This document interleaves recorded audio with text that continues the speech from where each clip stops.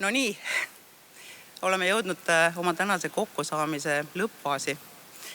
Ja mul on väga hea meel tervitada kõiki, kes need tunnid meiega siin on veetnud, nii lava peal kui saalis. Ja nagu ma olen seda juba varemgi öelnud, siis see tegelikult oli üks omamoodi eksperiment. Ma algusest peale alustasin seda eksperimendina. Ja tänaseks on nagu tore tõdeda, et see eksperiment osutus edukaks. Aga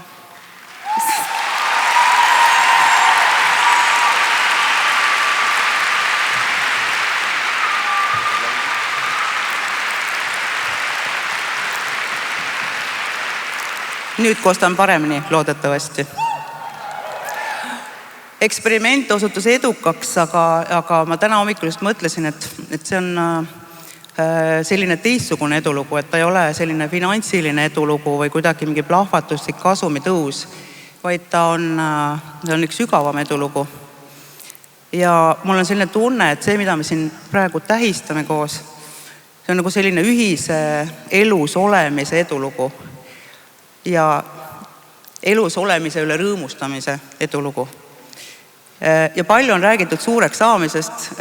Ma mõtlesin Eestis eriti, et Eesti on väike, et peab suuremaks saama, Eesti peab saama suureks, kuidas me teeme Eesti suureks. Kogu aeg korrutatakse, et peab olema suurem, veel suurem, veel suurem. Ja suurus on kuidagi igas võimalikus tasandis nagu mingi omaette eesmärk. Aga nüüd, kui ma päris aus olen, kui ma meenutan kõike, mis nüüd poolse kuuga on tehtud, see on väga kiire projekt olnud, siis kuidagi tundub, et edulugu ei ole see, mis teeb meid suureks või kuidas saada suureks, vaid edulugu on see, mis takistab meid muutumast väikseks. Ja paradoks ongi selles, et paljud, kes on väliselt suured, on seesmiselt väiksed. Aga mina arvan, et meil ei ole vaja muretseda, et kas me oleme piisavalt suured, et me ilmselgelt oleme piisavalt suured.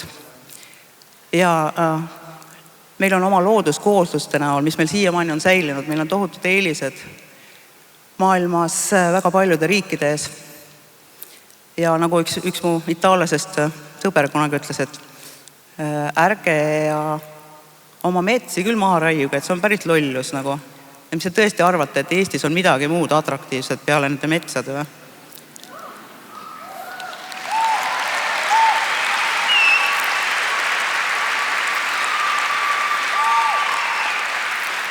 Sest vaadake, eurooplase vaatevinklist kõik muu on neil endal ka olemas.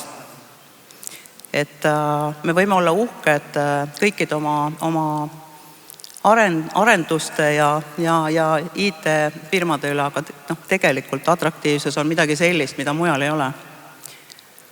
Ja võib-olla oleks mõistlik sellele siis nüüd otsa vaadata, et kes me siis tegelikult oleme. Et üldiselt elus on nii, et tegelikult suur väärtus on see, kui sa tead, kes sa oled ja kuhu sa kuulud. Ja see suurte mahtude pideval laienemise, suurenemise, see kuidagi julgustamise printsiip viitab nagu millelegi, et nagu me ei oleks piisavad. Ja minu arust üks asi, mida peaks endale meelde tuletama, on see, et me oleme piisavad. Et täitsa piisav on olla nii, nagu me oleme, oma selle metsaga ja oma mingi omapäraga ja oma mingi veidra keelega, mis väidetavalt kuskil filmis leidis kasutust haldja keelena, tänapäeval päris hea. Et inimlikul tasandil muuseas algab piisavus ka sellest, et me suudame näha ümbritsevat elusat keskkonda enda jaoks turvalisena. Et me oleme piisavad ja see keskkond on meie jaoks ka piisav ja et me tegelikult kuulume sellega kokku, et see ei ole mitte midagi nii müstilist, see on tegelikult olnud kogu aeg loomulik, praegu lihtsalt see loomulikkus on kuidagi meelest ära läinud. Ja mis ma tahtsin öelda, et põhimõtteliselt see võiks nii kaugele jõuda, et iga tiinekas julgeb lõkke õhtul metsas pissil käia, et ei oleks nagu pimedasse metsa mineku hirmu, et me ise ei hävitaks seda, mis meil on praegu tasuta käes, et meil oleks meeles see, et ükskõik kui palju raha me pärast ka kuskilt ei saa, aga ega seda ei taasta enam. Meil on käes midagi, mida raha eest ei saa taastada. Ja me oleme piisavad ja sa oled ka piisav, kõik on piisav, et me oleme piisavad siin maailmas, me sünnime siia tegelikult täitsa piisavalt ilusatena ja see maailm on tegelikult meie jaoks valmis.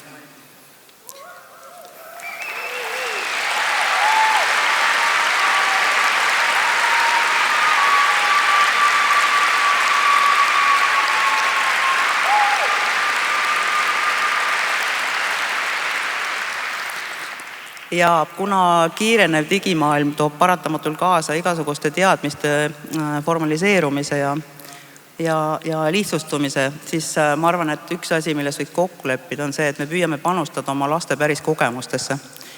Et see annaks neile metsikuid eeliseid teiste laste ees, kes nendega samas ajas kasvavad.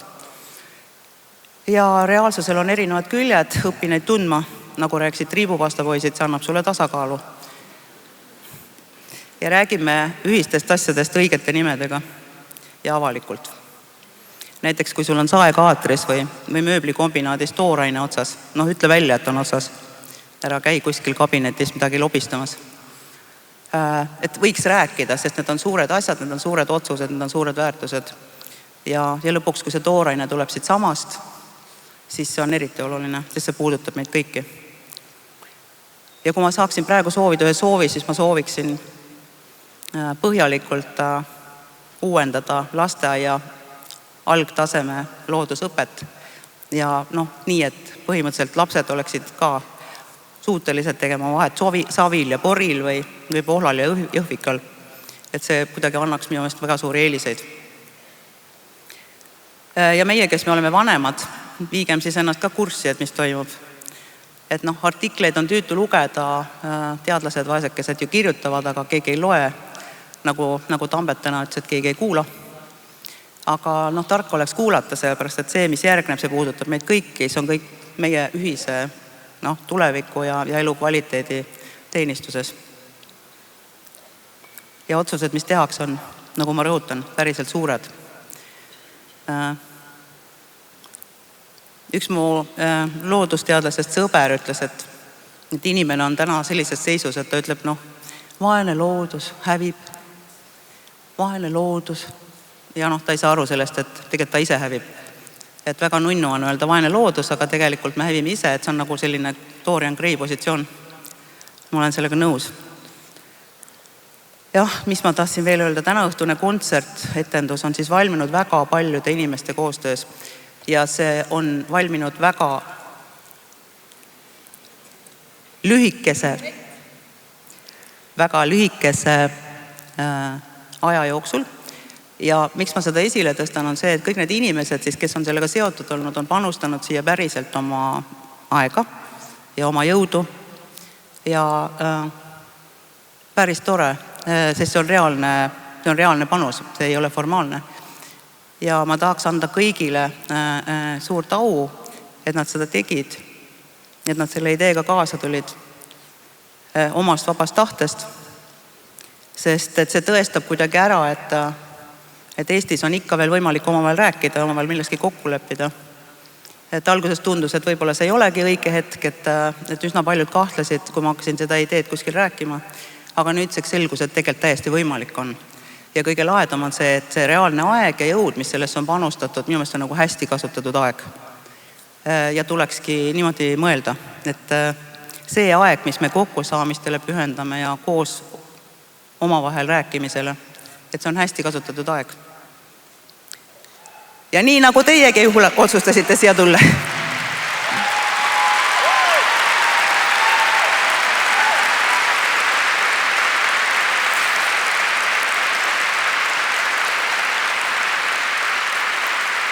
Et see on väga uhke, tõesti. Eksperiment on olnud väga edukas ja mul on väga-väga suur rõõm, et saan tänada kõiki neid, kes on meiega olnud siin saalis ja kõiki neid, kes on olnud lava taga ja laval. Ja see otsus, et te siia tulite, see ongi üks päris otsus, saate aru, sellest see algab. Et minu otsus oli see, et ma hakkasin seda asja ajama, teised otsused tulid taha, nüüd on siin terve suur punt mingeid suuri otsuseid. Et ma arvan, et see on nagu öeldakse, üks väike samm pikas sõjas, aga see on väga oluline samm. Ja kokku saades, pange tähele, võib selguda, et mõtted, tunded ja olukorrad, mis meid seovad, on väga sarnased. et päriselt peab rääkima. Ja siis võib-olla tuleb välja, et hoolimata vanusevahest või sugudest või mingitest muudest pindmistest, kihtidest,